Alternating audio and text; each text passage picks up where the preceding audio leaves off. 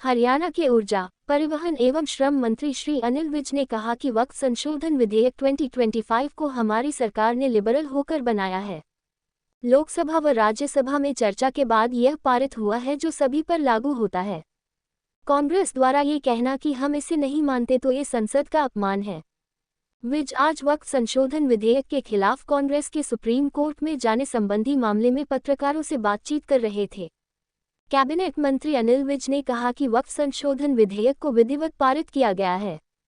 संविधान की धारा 14 के तहत सभी को समानता का अधिकार दिया हुआ है, मगर कांग्रेस के राज में तुष्टीकरण की नीति के कारण कुछ काम ऐसे किए हुए हैं जिन्हें दूसरों से ऊपर रखा हुआ है।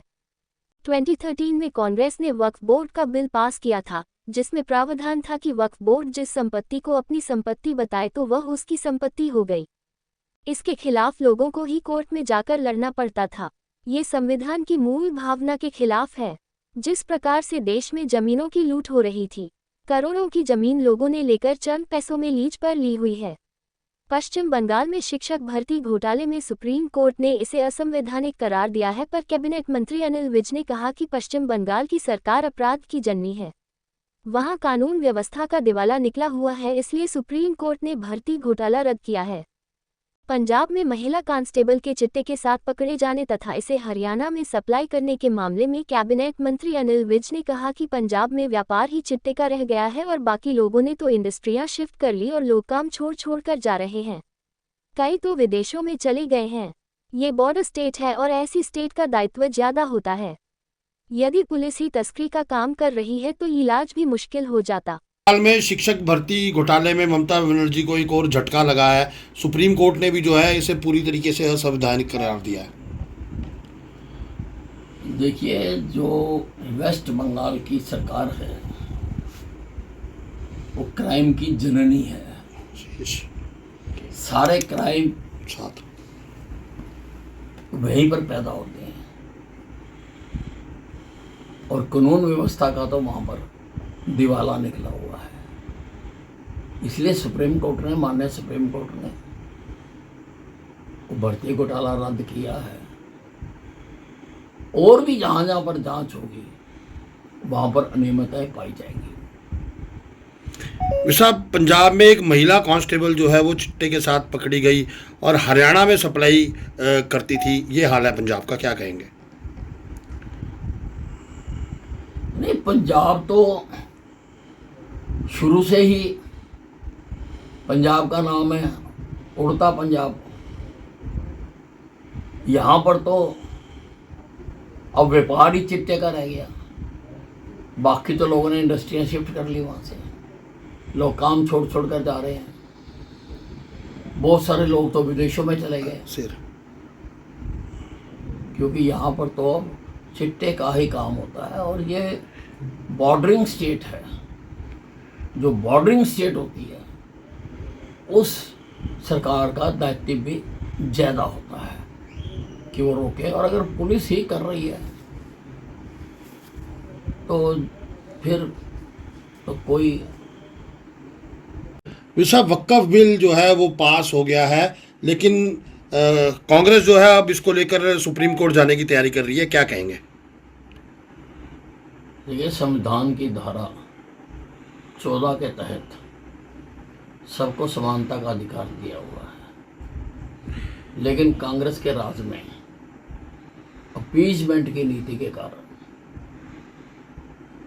ये कुछ काम ऐसे किए हुए हैं कि ये दूसरों से ऊपर इनको रखा हुआ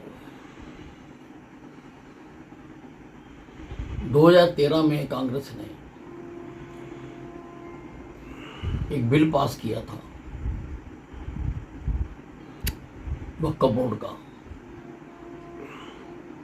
जिसमें ये प्रावधान कर दिया था कि अगर वक्फ बोर्ड किसी भी जमीन को अपनी संपत्ति डिक्लेयर कर देता है तो वो उसकी संपत्ति हो गई। जिसकी संपत्ति डिक्लेयर करता है उसको कोर्ट में केस लगा के सिद्ध करना पड़ेगा। वक्फ बोर्ड को सिद्ध नहीं करना कि ये उसकी प्रॉपर्टी है। तो ये संविधान की मूल भावना के खिलाफ है। ऐसे ही कई और प्रावधान हैं और जिस प्रकार से देश में जमीनों की लूट हो रही,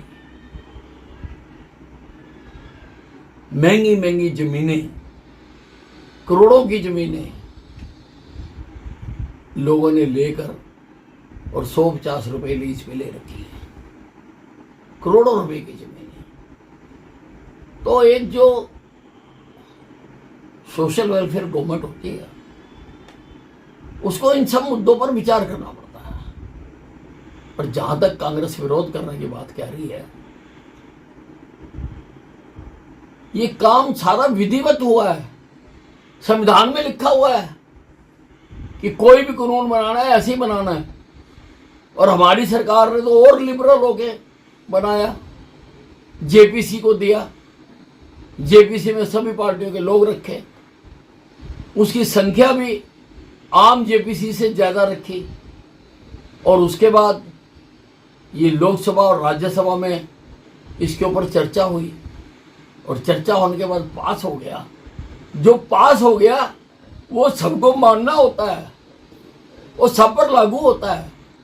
उसको ये कहना कि हम नहीं मानते हैं, ये तो लोकसभा का अपमान हो गया।